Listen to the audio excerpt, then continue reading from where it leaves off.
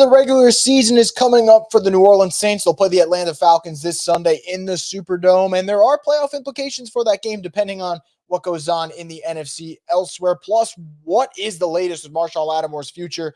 Could we see number 23 traded? It seems more like a possibility now than it ever has before. We'll talk about that right here on the Straight Up Saints podcast. You're listening to the Straight Up Saints podcast.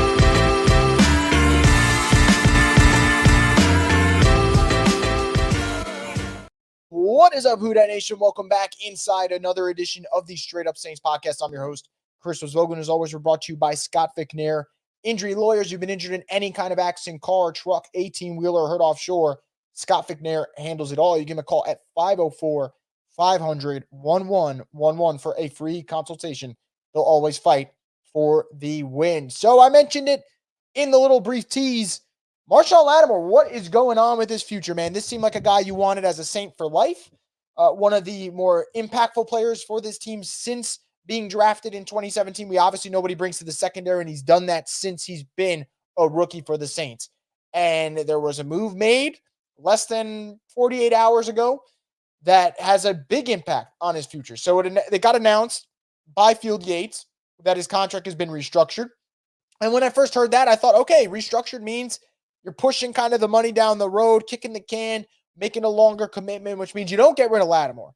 Then it gets reported that instead of having that signing bonus, which is usually what happens, and you're on the hook for that money, which makes you believe that player is going to be on the Saints next season, the Saints made it an option bonus instead, which means that money, $11 million of the money owed to Marshon Lattimore, would travel to whatever team he'd get traded to. Which means, yes, look, it's still expensive to get rid of Marshon Lattimore. There's still a huge dead money charge that the Saints would have to take on.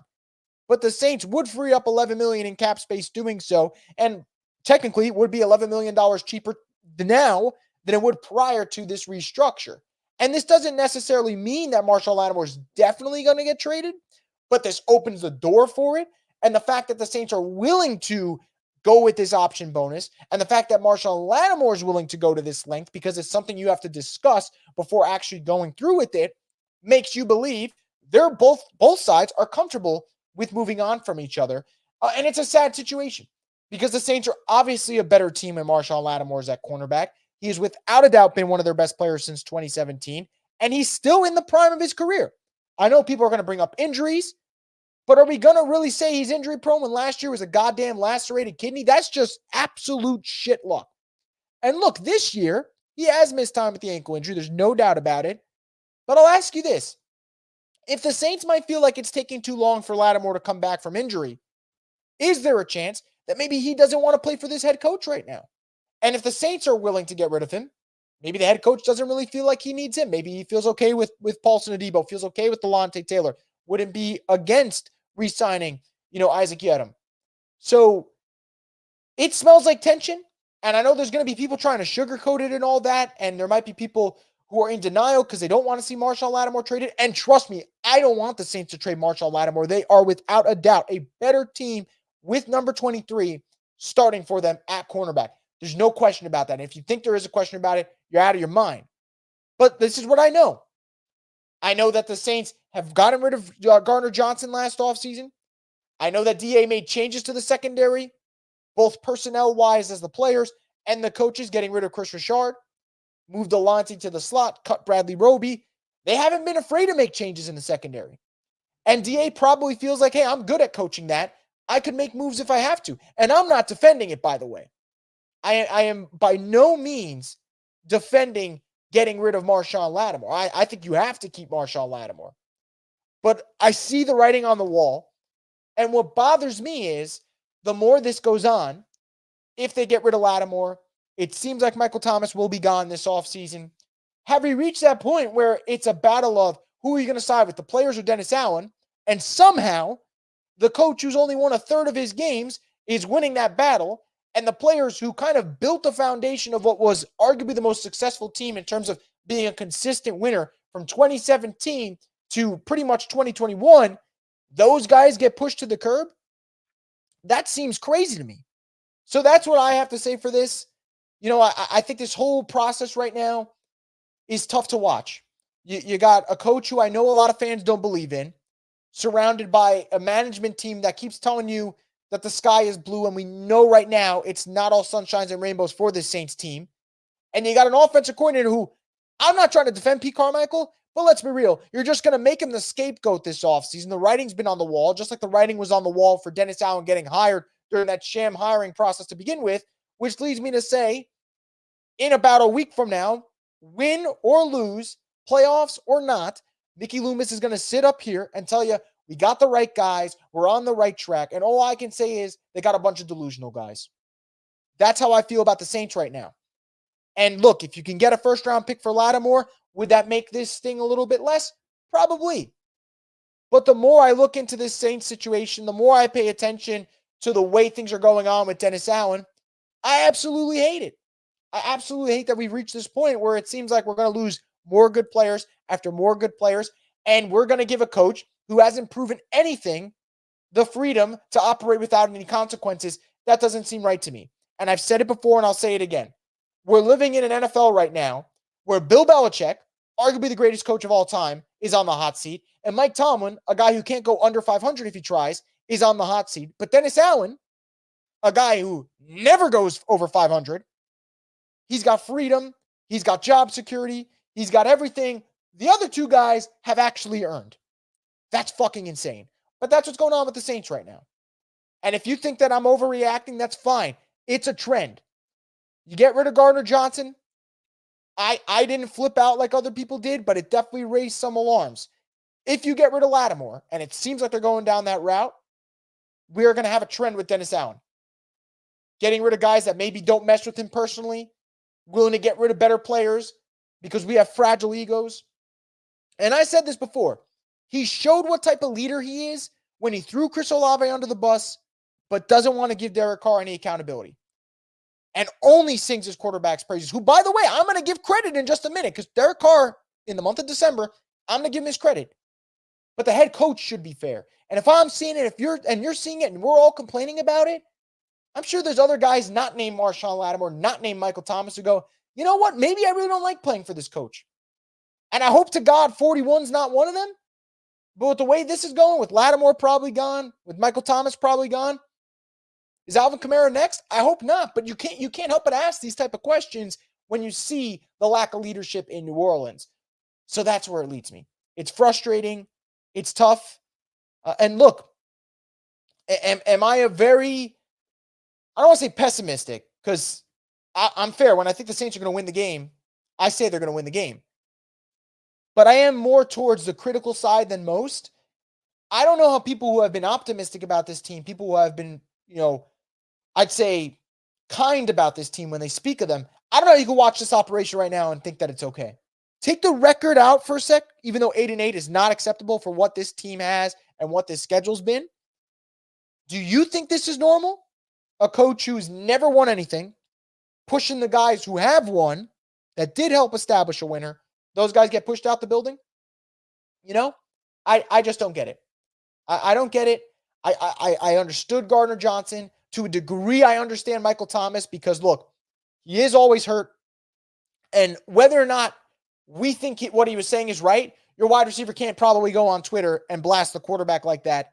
It's just not going to fly. It doesn't look right. It's not going to fly. Whether or not I agree with it, different story, because I mostly agree with what he said. But it's just not going to fly. Lattimore, you never hear a peep out of him. When he's on the field, he's probably your best player. And now you want to get rid of him? And don't think for a second that just because the Saints have played without Lattimore this year, that means they're fine without him. They've played shit quarterback after shit quarterback after shit quarterback. You know which quarterbacks they play next year? Play Jalen Hurts. They play Dak Prescott. They play Justin Herbert. They play Patrick Mahomes. Pretty good quarterbacks. They'll all probably light up the Saints at this rate if you're without Lattimore. Truth of the matter. Because we could talk about what they did against the Bucs. We could talk about what they did against the Giants. Saints played the Rams on Thursday night, a real good quarterback, and Matthew Stafford lit up that secondary. And that doesn't mean Paulson Adebo's not good, because I think Adebo is awesome. And honestly, Adebo's the only reason why I'm not screaming here saying everything's doomed. I'm more so frustrated than I am saying the Saints' future's fucked. And Adebo's a big part of it, because I think Adebo's a really good cornerback. Snubbed from the Pro Bowl this year. But we have reached this point where Dennis Allen's pushing out the talent that made people love the Saints more than they already did.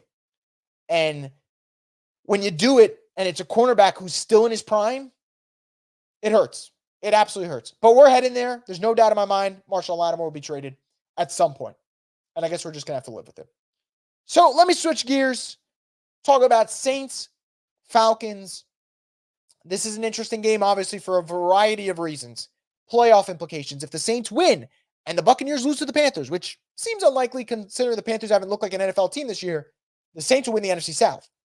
And even if that doesn't happen, but the Saints do win their game against the Falcons, Saints can hope the Bears beat the Packers and the Cardinals beat the Seahawks. And if that happens, they'll get the 7th seed and they'll play on Wild Card Weekend. So there is a lot to play for. Motivation is there. Motivation to finish above 500. Motivation to avenge their earlier season loss to the Falcons. The Falcons side of the coin is pretty simple. They're fighting for playoff odds too. If they win and the Bucs lose, they're the NFC South winner. And they also have to decide in the locker room, do we want Arthur Smith back? If they don't, they'll quit on the team on Sunday. And if they do, they'll fight hard for their coach on Sunday. But that's where the Falcons are at. Because I think if the Falcons lose, Arthur Smith's gone. I think Arthur Smith's a dead man walking on Monday morning if they lose to the Saints. If the Falcons win, who knows? Maybe the front office says, hey, we didn't really give him a quarterback. We'll run it back one more year, which I'm not opposed to because I don't think Arthur Smith's really anything good. So I'd be happy if the Falcons keep him. For the Saints, 9-8 would be the first time DA goes over 500. They'd probably throw a parade. So there's that. And obviously, like I said, you're still fighting for playoffs, so there is that motivation there. But it is fascinating if the Saints were to lose. I think that just leads to more frustration because I don't think there's any coaching changes coming. I don't think they're getting rid of DA. I think they're going to scapegoat Pete Carmichael as if he's the main problem when I don't think he is. But that's what's on the table in terms of storylines. Now, actual meat here, the actual meat and potatoes of what's important in this game, I think it's two things. A, how does Derek Carr look? B, how do you fare in the run game defensively? So let's start off with Derek Carr. I got to give him credit. If I'm going to rip him in October when he stinks, I'm going to rip him in November when he stinks, I'm going to give him credit in December when he plays well. And some people might say, well, this is what he's supposed to be doing. That's fine. I still got to give him credit. In the month of December, Derek Carr, 73.6 completion percentage, his best mark in any month.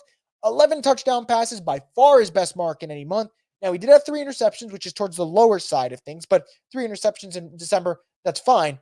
And an 110.2 passer rating, easily and by far, out of the biggest gap, that's the one where it was his best mark of any month for his splits this year. So Derek Carr's played better, which tells me two things. One, as time's gone on and he's adjusted to the system more, he's looked better. But more importantly, pass protection looks better and better each week.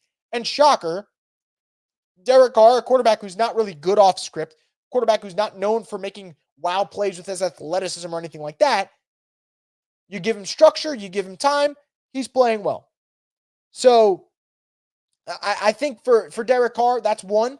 I didn't think he looked good against the Falcons. I thought what he did against the Falcons the first time was his typical Derek Carr thing where the yardage looked great. You know, the total yards on offense looked awesome. And then you looked at the box score, you only had 15 points, you couldn't score a touchdown. And that's what it came down to. And that's what it was. Derek Carr's only touchdown pass against the Falcons was to Falcon safety Jesse Bates. So it wasn't a good game for him, but he's playing better ever since. And now he has a chance to kind of cap off the season on a high note. I think he's getting healthier. And I've said this before. I'm not some Derek Carr advocate.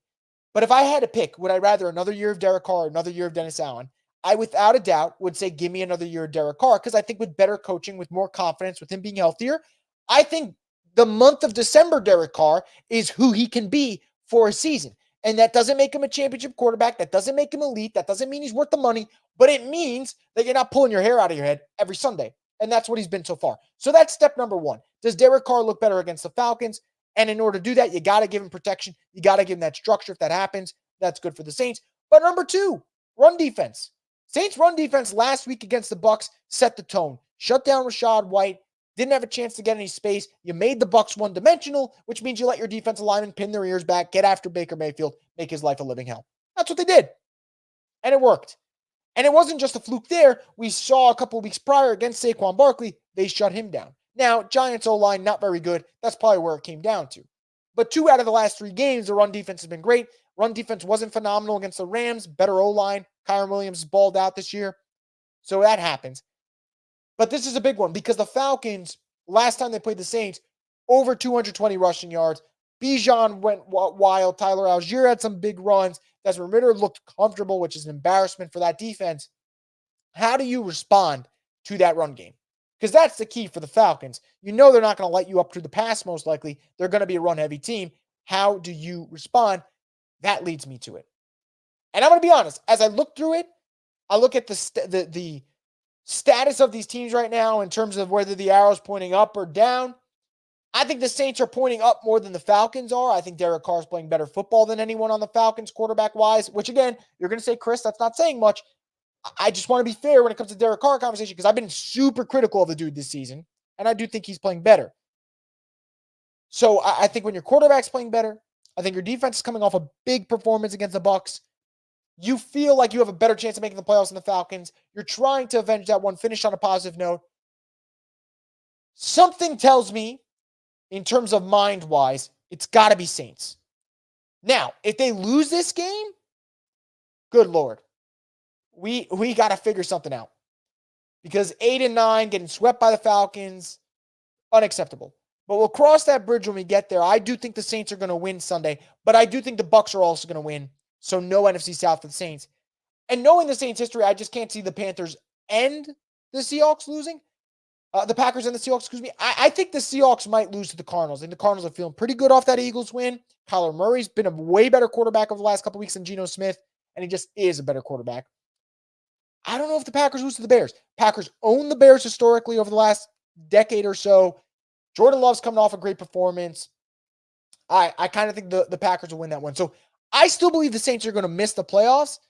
I do think they're going to beat the Falcons, though. And if they don't, this might be one of their most embarrassing losses of the year to get swept by a Falcons team that their coach is on the hot seat, that they're not playing well right now. This Falcons team has looked lifeless the last couple of weeks. You can't lose to this team. We're talking about a Falcons team that got blown out by the Bears 3 weeks prior, lost to the Panthers on the road 9-7, lost to the Bucs, barely beat the Jets, who have zero quarterback play. So I think if not now, when? So I'll go with the Saints to beat the Falcons.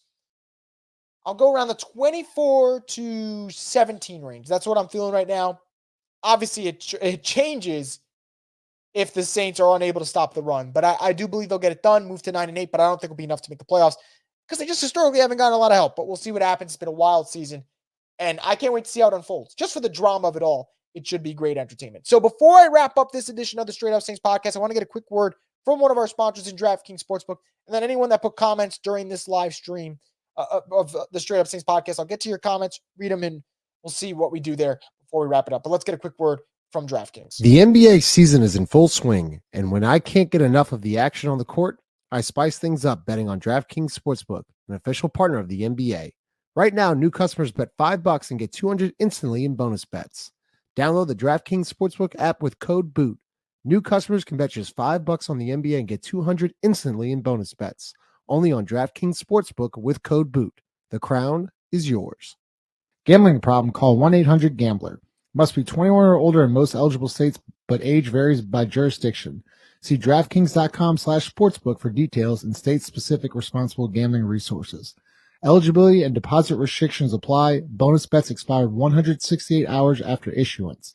Terms at sportsbook.draftkings.com/basketball terms. Once again, thank you to DraftKings Sportsbook for being part of the program. So before we wrap things up, I'll get into any comments you guys have here and go through them. Dana says, I feel like if Dennis Allen was in a bigger market, he would be on the hot seat. It's possible.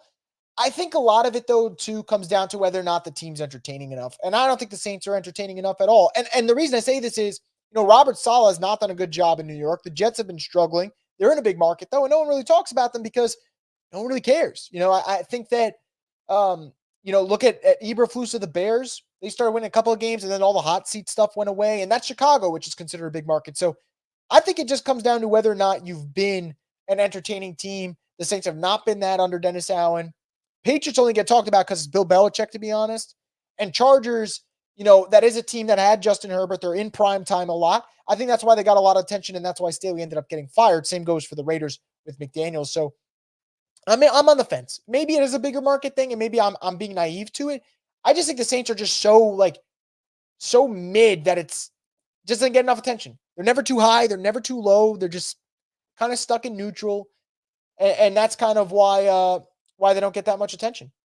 Pablo says, I'm really hoping that Mickey or Gale comes to their senses by the end of the season and sees why Dennis Allen, friend or not, is not qualified to lead an NFL team as a head coach. I don't think it's going to change. I share that sentiment with you, Pablo. I absolutely do. But the way I see it is they've made up their mind. I think they made up their mind before the Buccaneers game. The Buccaneers game, winning that and having a good performance, which it was, and I gave the Saints a lot of credit for it because I'm not going to be a hypocrite. I'm going to give them credit. I'm not going to be an asshole who rips them all the time, but when they do something good, doesn't give them credit. I'm going to give them credit, and I thought that was the best performance of the season in terms of the stakes, the division opponent, struggling against the Bucs the last couple of years. That was a good win. Kudos to them. But they already made up their mind before that game, and then that game just solidified it. I cannot see them walking it back. The only way they walk it back, honest to God, is that the Saints lose by like 20-something in an empty dome to the Falcons. Maybe you reconsider. But other than that, I just don't see it. I just don't, Saints 41 says, DA trades the people who hate losing. Go figure. Look, man, it's starting to become an alarming trend. The Gardner Johnson one, I kind of understood it because if you weren't going to pay him anyway, fine. You're paying Lattimore. You know he's in his prime. You know what he does when he's healthy. You get rid of him, that's going to be a huge hole to the secondary. And I think Paulson Debo's been great this year, but it's just, why can't you have a Debo and Lattimore right now while you still can? Smart as a Rock says, do you think the Saints will take Jared Verse in the draft over an offensive lineman? I really can't answer that yet. I'd be cool if they take Verse because I think this edge rush is trash. They need to get better. And Carl Granderson needs a guy across from him. But I don't know. I think it's too early to say. They need O-line help, though, for sure. I think I would say this. The Saints' most underrated flaw, because we talk about coaching, we talk about quarterback. I don't even know if quarterback's their biggest flaw in terms of personnel. Obviously, I know coaching is their biggest flaw. I think the Saints suck in the trenches. I don't think they're good enough. And I think they've been playing better the last couple of weeks. And shocker, they're winning games now because of it. But I don't think the Saints are great in the trenches. And I think a lot of the times that they've struggled this year, it's been because of that. Think of if the O-line struggled or think if the D-line didn't get pressure on quarterbacks. That's what I think happened. Saints 41 says, Chris, you know what's going to happen on Sunday? LOL, I hope I'm wrong. Look, I think the Saints are going to win, and then I think they're not going to get help. That's just how I see it. But maybe I'm wrong. Maybe they lose and get the help. That would be worse. If the Saints lose and the Bucs also lose, goddamn, that would be the worst situation possible. Pablo says, speaking on the defense, it's still wild to me that we let Trey walk, re-sign Davenport despite doing nothing, and extended Jordan as he is in clear decline / end of his career. Yeah, I mean, St. John Butler over here, which shout out to John, does great work. He said Trey Hendrickson with 17 sacks this year still hurts. Yeah, Trey Hendrickson, has more sacks than like all their defensive ends combined by a big margin. That's a whiff. And to a degree, I understand why the Hendrickson thing happened, but Davenport is obviously not it. He hasn't figured it out with the Vikings either. You mentioned the Cam Jordan thing before, Pablo. I don't see the Cam Jordan contract working out at all. He looks like he's finally hit a cliff or has fallen off the cliff. Can't speak English today. And that's a problem because you paid him for what he was instead of what he is. And that's where you really hurt your team. So I agree. A lot of personnel mistakes on defensive line. I will say I'm glad they extended Granderson, got it out of the way. Brian Brzee had some flashes. Tano Passanio's give them some decent snaps here and there. Nathan Shepard's on and off. Sometimes I like to pick up, sometimes I don't. But it's just not a good enough D-line right now. Do you really think Doug Marrone is an issue, or is it the personnel? Can it be both, maybe? This is what I'll say. This is where I think that it's a Doug Marrone problem, is if you invested a lot of high picks in your offensive line. Ramczyk first rounder. Pete was a first rounder. Penning was a first rounder. Ruiz was a first rounder. McCoy was a second rounder. So every pick on your offensive line has either been a first rounder or a second rounder. So that's the personnel problem that scares me with Marrone. Do you get the best out of your talent? This is why I won't blame Marrone, though, and I also think it's a personnel issue, but also a front office issue. Stop drafting guys who are not playing their natural position. Pete was an offensive tackle. They played him at guard. Ruiz was a center. They played him at guard. Stop drafting guys out of position and just assuming it's magically going to work. It hasn't worked the 2 times he did it. And honest to God, Pete's been better at left tackle this year than he ever was at guard for the Saints. So that's how I feel about New Orleans in terms of their offensive line issue. But it's both. It's both. It's a little bit of Marrone. It's a little bit of the personnel. It's a little bit of the front office. I think they're a little bit too stubborn. You got to expand your draft prototypes, your willingness to adapt. And I don't know if this team does that well. Hell Mendoza says, my thing is, if you don't have a D-line that can get to the quarterback, why in the 7 hells are we considering getting rid of our top DBs? I don't get it. And I agree with you wholeheartedly, right? And to me, with the way Adebo's played this year, I don't think you can name a better cornerback tandem when they're both healthy than Adebo and Lattimore. I just don't.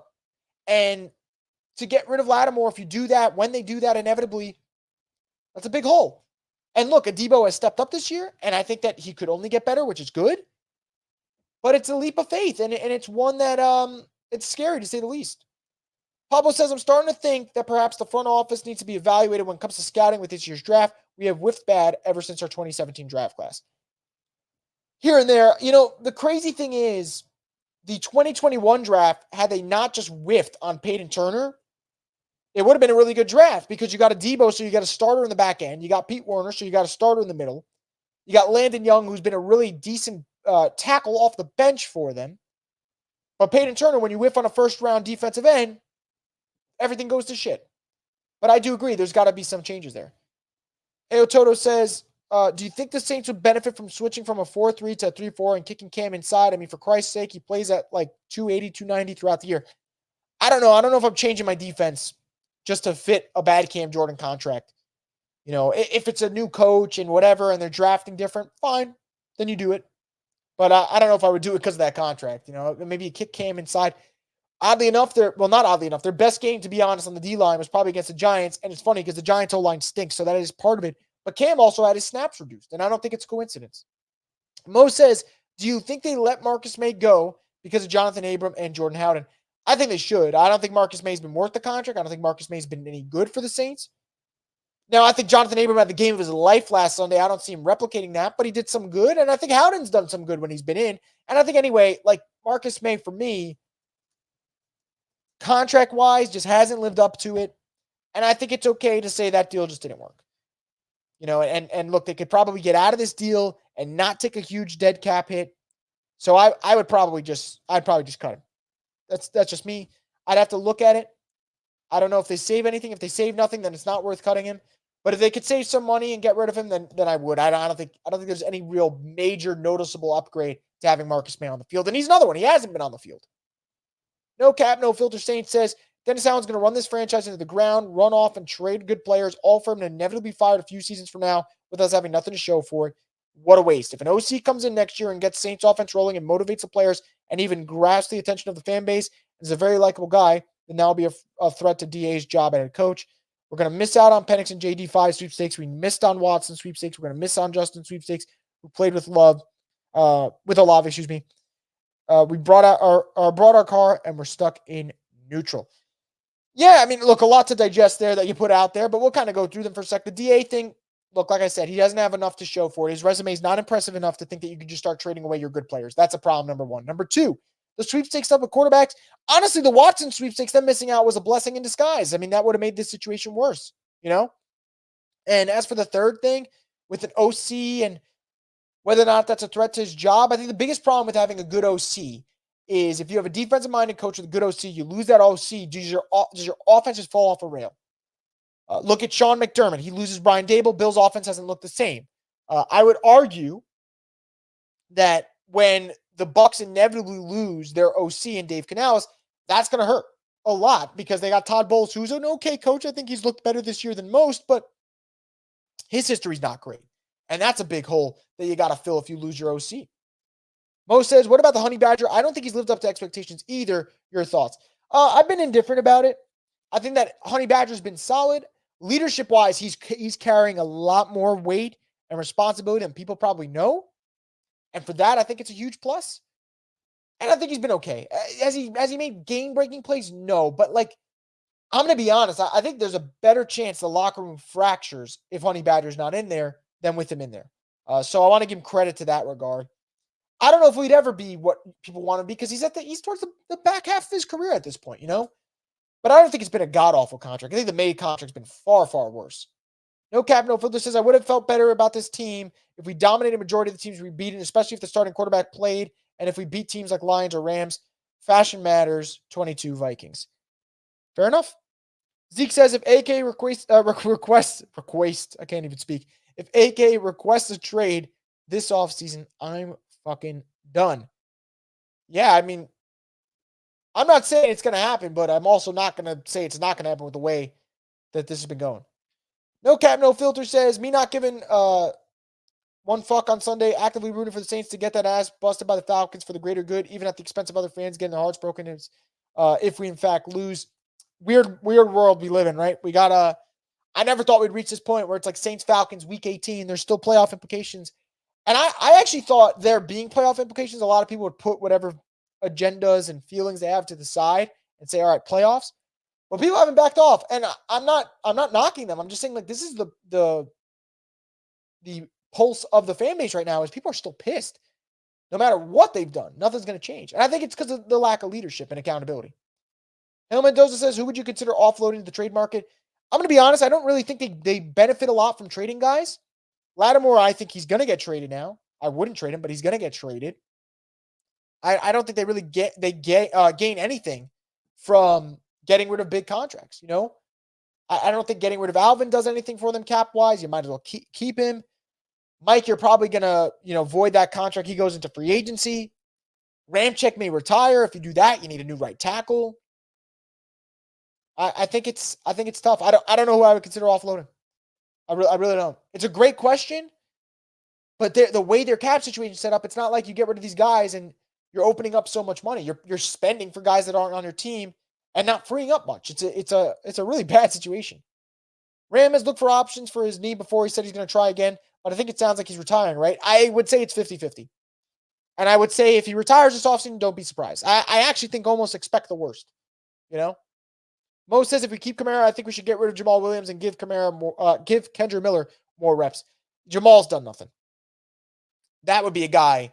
If you get rid of Jamal Williams, and I'm going to check now what it would cost to get rid of him, that contract has been an absolute waste. Absolute waste.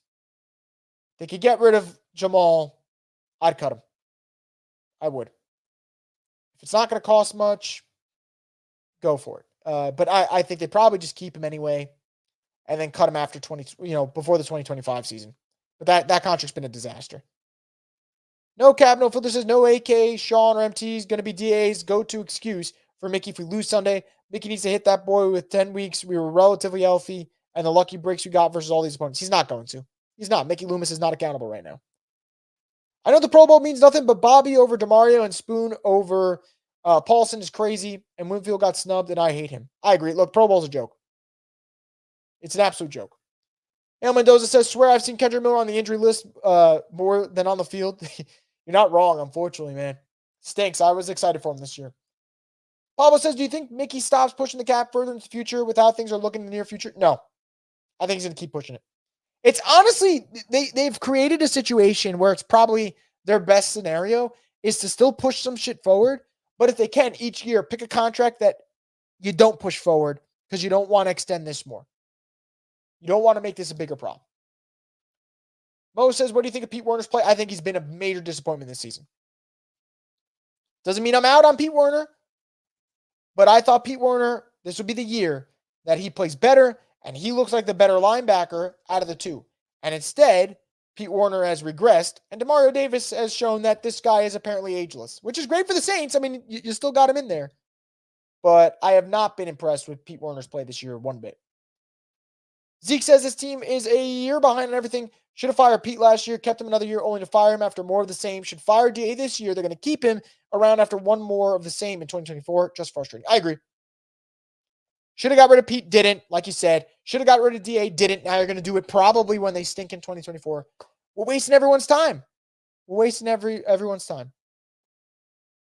El Mendoza says, the Saints are the definition of the chickens coming home to roost. This team's finna crash hard. I agree. If we think it's bad now, I'm not trying to be a Debbie Downer because I've had a good Thursday. I hope you guys have had a good Thursday. I hope you guys have a great weekend.